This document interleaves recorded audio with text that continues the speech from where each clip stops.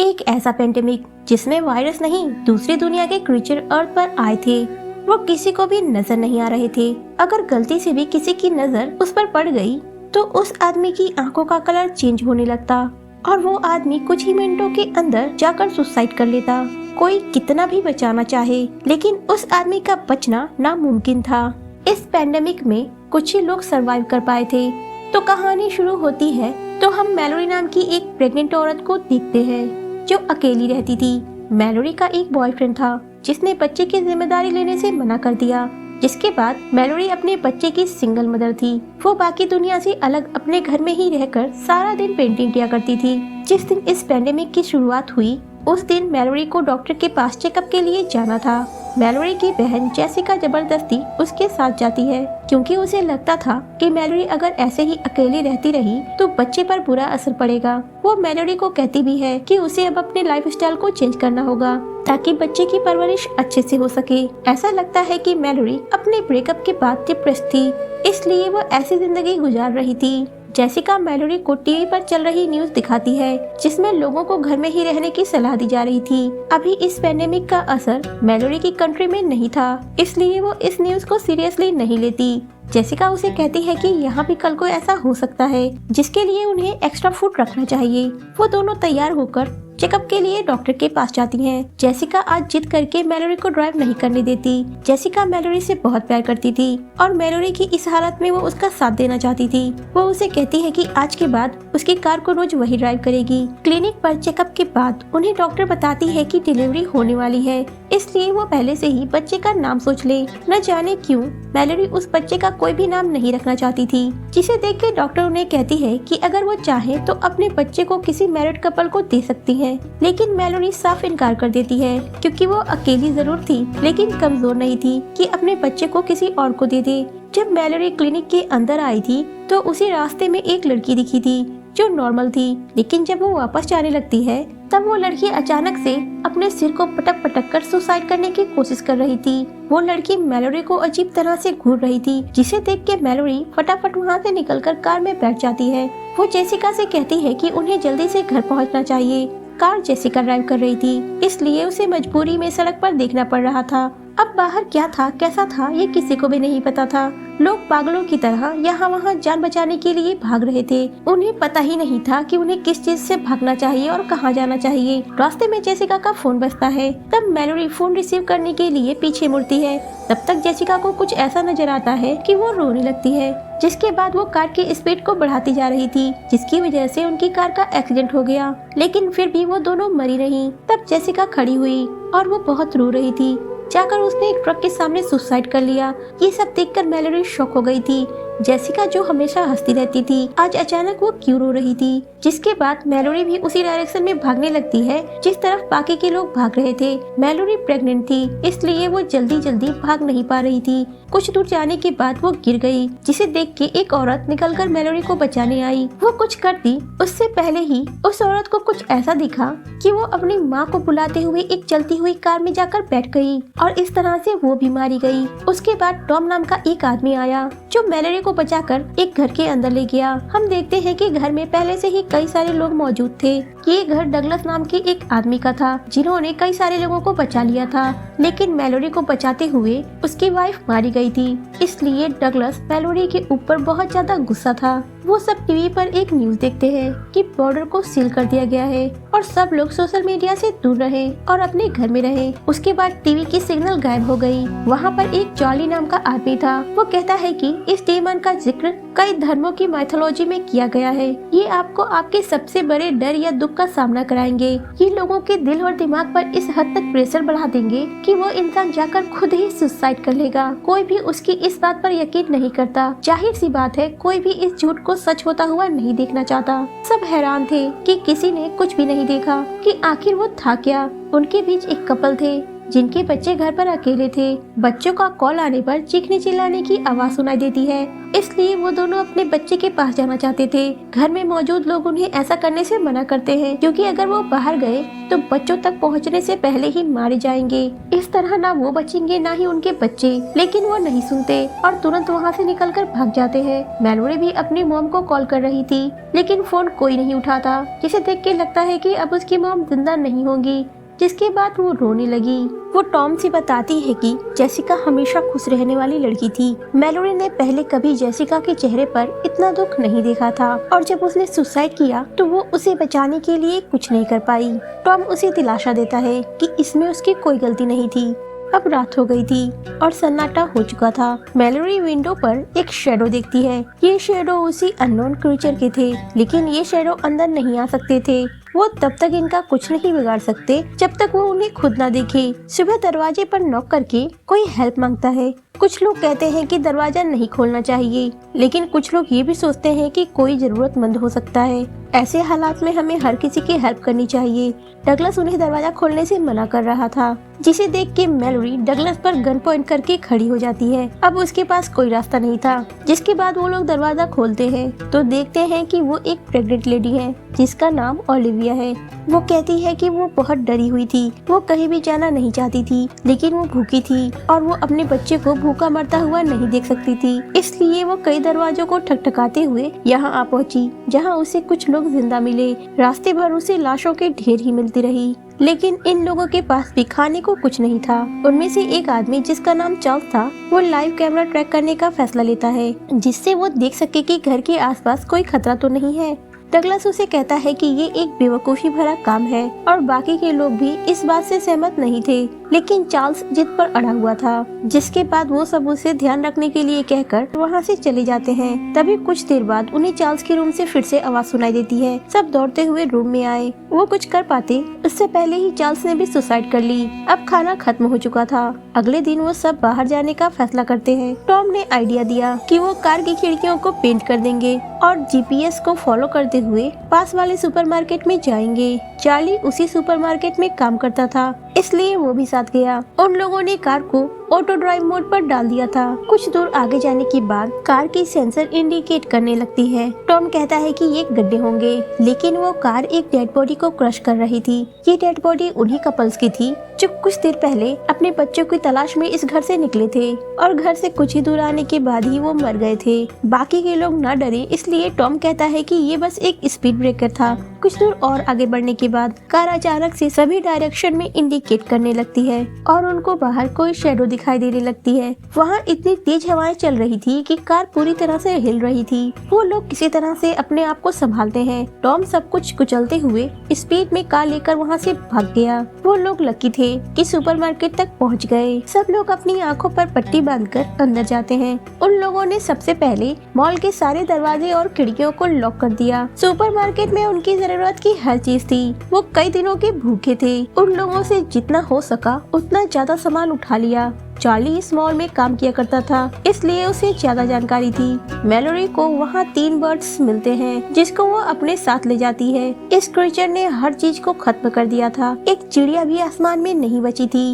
ये birds lucky थे जो इस मॉल के अंदर थे। डगलस कहता है कि हमें यहीं रुकना चाहिए, लेकिन मैलोरी कहती है कि हम वापस जाएंगे, क्योंकि जो लोग घर पे हैं उन्हें भी खाने की जरूरत है। तभी उन्हें एक दरवाजे से टकटकाने की आवाज आती है। वो कोई आदमी था। वो उन्हें दरवाजा खोलने के लिए कह रहा था। चार्ली उसे पहचानता था। वो कहता है कि वो आदमी मेंटली डिस्टर्ब है। सारे बर्ड्स उसे देख के शोर मचाने लगते हैं, जिसे देख के मैलोरी को लगता है कि कुछ तो गड़बड़ है। लेकिन वो जब तक कुछ करती, कुछ लोग दरवाजा खोल चुके थे। वो सब मिलकर दरवाजा ढकेल कर उस आदमी को भगा रहे थे, लेकिन वो उनसे कंट्रोल नहीं हो रहा था। ये सब देख के चार्ली उसे लेकर बाहर निकल जाता है और इस तरह वो भी मारा जाता है। अब इस मॉल में कोई नहीं रुकना चाहता था। ये लोग जल्दी से वहाँ से निकलकर अपने घर आ जाते हैं। डगलस बहुत बदतमीज आदमी था, इसलिए घर में अब कोई भी उस पे बिलीव नहीं कर रहा था। अगले दिन फिर से दरवाजे पर एक आदमी आया। वो अपना नाम गैरी बता रहा था। वो उन्हें बताता है कि वहाँ पर कुछ साइको थे। वो जबरदस्ती उसकी आंखों को खोलकर उसे बाहर दिखाना चाहते थे और वो बड़ी ही मुश्किल से वहाँ से भाग निकला है। उन लोगों ने आंखों पर पट्टी नहीं पहनी थी और वो बहुत खुश थे। वो सबको कह रहे थे ये सब कितना सुंदर है कि सबको देखना चाहिए। इसका मतलब कि ये क्रीचर साइको लोगों को सुसाइड करने पे मजबूर नहीं कर सकते, क्योंकि उनका दिमाग तो ऑलरेडी उनके कंट्रोल में होता नहीं था। डगलस नहीं चाहता था कि गैरी अब इस घर में रहे, इसलिए वो उसे बाहर निकाले रखता है। वो सबको कहता है कि अगर कोई बाहर से आया तो वो उनके लिए मौत ही लाएगा। डगलस नहीं चाहता था कि चार्ली के साथ जो हुआ वो और किसी के साथ भी हो, लेकिन सारा नाम की एक ओल्ड लेडी डगलस के सर पर एक बोतल से वार कर देती है, जिसके बाद वो बेहोश हो जाता है। वो लोग डगलस को ले जाकर एक गैराज में बंद कर देते हैं। अब गैरी वहीं पर था और रात हो गई थी। रात को मेलोडी के पास आकर ओलिविया कहती है कि अगर उसे कुछ हुआ तो मेलोडी उसके बच्चे का ख्याल रखेगी, क्योंकि वो बहुत ज्यादा स्ट्रॉन्ग है। ओलिविया को लगता था कि इस माहौल में वो ज्यादा दिनों तक जिंदा नहीं रह पाएगी। मेलोडी उसे प्रॉमिस करती है कि वो अपनी पूरी कोशिश करेगी कि उसे और उसके बच्चे को कुछ ना हो। ओलिविया मेलोडी को एक छोटा सा टॉय देती है और कहती है कि अगर उसे कुछ हो जाए तो वो ये खिलौना उसके बच्चे को दे देगी। मेलोडी को लगता था कि दुनिया के किसी कोने में शायद उनके जैसे और भी सर्वाइवर होंगे, इसलिए वो हमेशा रेडियो पर मैसेज दिया करती थी। कुछ देर बाद ओलिविया को लीवर पेन होने लगता है, जिसके लिए मेलोडी पानी लेने जाती है। तभी हम देखते हैं कि उसकी भी डिलीवरी का टाइम हो चुका है। टॉम और सारा उन दोनों की हेल्प करते हैं। टॉम मेलोडी को ऊपर के एक रूम में पहुंचा देता है और सब वहीं पर बिजी हो जाते हैं। अब घर खाली था। गैरी कुछ स्केच निकालता है जिनमें मॉन्स्टर बने हुए थे। गैरी भी एक साइको था जिसने उन सारे मॉन्स्टर को देखा था और सारी बर्ड्स उसे देख के शोर मचा रही थी। बर्ड्स खतरे को भांप लेती थी, इसलिए वो गैरी को देख के शोर मचा रही थी। गैरी को उन चिड़ियों की आवाज से बहुत डिस्टर्ब हो रही थी, इसलिए वो उन सारे बर्ड्स को ले जाकर फ्रिज में रख देता है और उसके बाद जाकर वो खिड़कियां भी खोलने लगता है। डगलस ये सब देख रहा था। वो उसे ऐसा करने से मना करता है, लेकिन वो कहाँ मानने वाला था। तभी टॉम वहाँ आया। उसने देखा कि गैरी ने क्या किया है। सबसे पहले जाकर टॉम ने फ्रिज से बर्ड्स को निकाला। उसके बाद वो जाकर डगलस को खोलने ही वाला था, तभी वहाँ पर गैरी आया। गैरी टॉम के सर पे वार करता है, जिसकी वजह से वो वहीं पर बेहोश हो गया। उसके बाद जाकर उसने डगलस के गैराज बाहर वाली डोर को ओपन कर दिया। डगलस ने जल्दी से अपनी आंखें बंद कर ली। दूसरी तरफ मेलोडी और ओलिविया के भी बच्चे हो चुके थे, जिसके बाद गैरी बच्चों की आवाज सुनकर उनके पास जाता है। गैरी उनसे कहता है कि वो बस बच्चों को देखना चाहता है। उन लोगों को बिल्कुल भी एहसास नहीं था कि गैरी उनके साथ क्या करने वाला है। गैरी जैसे ही अंदर गया, उसने सारी खिड़कियां खोल दी। सारा उसे कहती है कि वो ऐसा ना करे। वो अपनी आंखें बंद करके कैंची लेकर गैरी पर वार करने वाली थी, लेकिन गैरी उसे पकड़ लेता है और उसकी आंखें जबरदस्ती खोलकर उसे बाहर दिखाने लगता है। वो ना चाहते हुए भी बाहर देख लेती है और अपने गले पर उसे कैंची से वार करके मर जाती है, जिसके बाद वो मेलोडी के पास आता है। ये देख के मेलोडी ओलिविया से कहती है कि वो अपनी आंखें बंद कर ले, लेकिन ओलिविया इतनी होशियार नहीं थी। वो गलती से बाहर देख लेती है, जिसके बाद वो अपनी बच्ची को उठाकर बाहर जाने लगती है। मेलोडी किसी तरह से उठकर उस बच्ची को छीन लेती है, क्योंकि वो जानती थी कि वो अब कुछ भी करे ओलिविया नहीं बचेगी। ओलिविया जाकर खिड़की से कूद जाती है। तब तक डगलस वहाँ पहुँच गया था, जिसने आंखें बंद कर रखी थी। शायद वो बाहर के रास्ते आंखें बंद करके अंदर आया होगा। डगलस के हाथ में गन थी, लेकिन उसकी आंखें बंद थी, इसलिए वो गैरी को शूट नहीं कर पा रहा था। वो आंखें बंद करके शूट करता है। गोली जाकर गैरी के शोल्डर में लग जाती है। गैरी के पास कैंची थी, जिसे घोंपकर वो डगलस को मार देता है। तब तक टॉम को होश आ गई थी। वो आकर गैरी को मार डालता है। मेलोडी डरी हुई थी। उसे बस गन की शूटिंग की आवाज सुनाई दे रही थी, लेकिन वो लकी थी कि टॉम बच गया था। बस अब टॉम, मेलोडी और 2 बच्चे ही बचे थे। अब कहानी शिफ्ट होती है 5 साल बाद, जब मेलोडी दोनों बच्चों को पाल पोस के बड़ा कर चुकी है। वो उन्हें उस माहौल में रहने की हर टेक्निक को सिखा रही थी। वो लोग आसपास के घरों में जाकर खाने पीने की जरूरत के सामान लाते और डर के साए में अपनी जिंदगी काट रहे थे। टॉम को लगता था कि आखिर ये लोग इस तरह से कितने दिन जी पाएंगे। ये बच्चों के लिए बिल्कुल भी ठीक नहीं था। उनके घर के पास कुछ साइको रहते थे, इसलिए उनके घर में खाने पीने की चीजें थी। वो लोग दिन में बड़ी आसानी से देख लेते थे। उन लोगों को कुछ भी फर्क नहीं पड़ता था। अब तो वो कार भी चलाना सीख गए थे। एक दिन जब मेलोडी उनके घर चोरी करने गई थी, तो उसने उन्हें कार चलाते हुए देखा, जिसके बाद वो डर गई कि कहीं किसी दिन वो उनके घर तक न पहुंच जाए। मैलोरी और टॉम अब एक कपल की तरह रह रहे थे, क्योंकि इस दुनिया में अब वही दोनों तो बचे थे। एक दिन उन्हें रेडियो पर एक मैसेज मिलता है जिसमें कोई बताता है कि उनका एक ग्रुप है जो लोग सरवाइव कर गए हैं, वो उनकी हेल्प करते हैं। यहाँ उनको हर फैसिलिटी मिल सकती है जिसमें वो अपनी जिंदगी काट सकते हैं।